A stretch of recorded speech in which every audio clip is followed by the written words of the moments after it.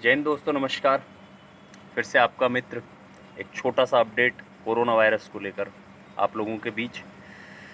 समस्या क्या है कि मैंने कुछ दिनों में ये नोटिस किया है कि किसी को भी सर्दी या जुकाम होता है तो उसको ये डर लगने लगता है कि मुझे कोरोना वायरस तो नहीं है, कोविड-19। तो दोस्तों, सबसे जो महत्वपूर्ण चीज़ है इस बीमारी के अंदर में, वो है पैनिक नहीं करना, घबराना बिल्कुल भी नहीं है। क्योंकि कोविड-19 के जो सिम्पटम्स हैं, जो कोरोना वायरस के जो सिम्पटम्स हैं, वो नॉर्मल फ्लू से मैच खाते हैं, तो इसीलिए घबराना नहीं है। आप लोगों को अगर सर्दी जुकाम है तो आप नज़दीकी किसी भी डॉक्टर से जाकर दवाई ले सकते हैं।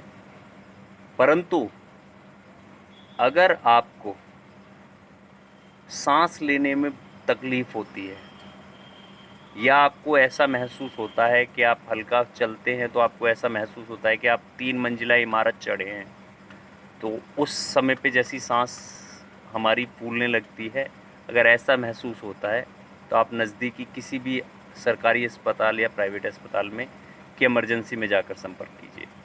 परंतु हर छोटे सर्दी जुकाम को या फ्लू को लेकर आप पैनिक नहीं करेंगे।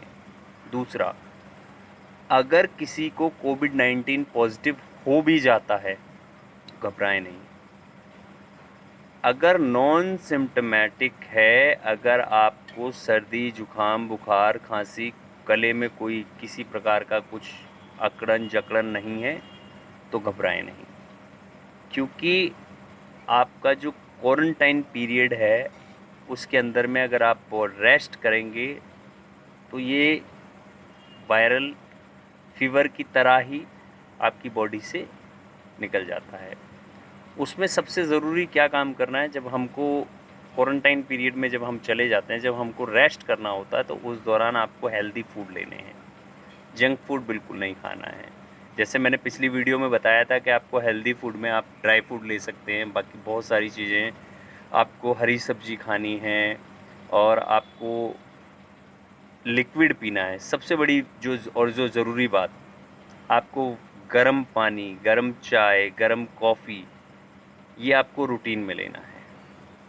होता क्या है, जब भी जो ये कोरोना वायरस है, जब ये हमारे गले में आता है, तो गले में आने के बाद में ये हमारे गले में रुकता है। वहाँ पर आने के बाद ये मल्टीप्लाई होता है। गले में आने के बाद ये वायरस और बढ़ता है। उस दौरान ये एक ठोस कफ की शक्ल ले लेता है। जैसे हम लोगों को कफ आता है ना, खांसी सर्दी जुकाम में, ऐसा कफ की शक्ल ले लेता है। तो उस दौरान हमको करना क्या है, हमको अगर हम लोग गर्म पानी पिएंगे या गर्म चाय कॉफ़ी जो भी पिएंगे, तो उस गर्म पानी से ये जो कफ है ये पिघल कर हमारे पेट में आ जाएगा। हमको इसको किसी भी प्रकार से अपने फेफड़ों के लंग्स के अंदर नहीं जाने देना है। इन चीज़ों का विशेष ध्यान रखना है। विशेषकर किसी भी सूरत में आप लोगों को पैनिक क्रिएट नहीं करना है। और मैं सिर्फ़ और सिर्फ़ आप लोगों से सभी से एक बात कहना चाहता हूँ, मेरे दोस्तों, मेरे भाइयों, अगर आपके क्षेत्र में आपके नज़दीकी कोई मित्र, कोई यार, कोई आस-पड़ोसी या कोई भी अगर पॉज़िटिव हो जाता है, तो आपको बिल्कुल ऐसा व्यवहार नहीं करना है जिससे कि उनको ऐसा लगे कि मेरा कोई अपना है ही नहीं। ये बीमारी ज़रूर एक व्यक्ति से दूसरे व्यक्ति में फैलती है, परंतु इसका मतलब ये नहीं है कि अगर आप अपनी सेफ्टी रखते हैं और सामने वाला भी अपनी सेफ्टी रखता है तो आपको भी होगा।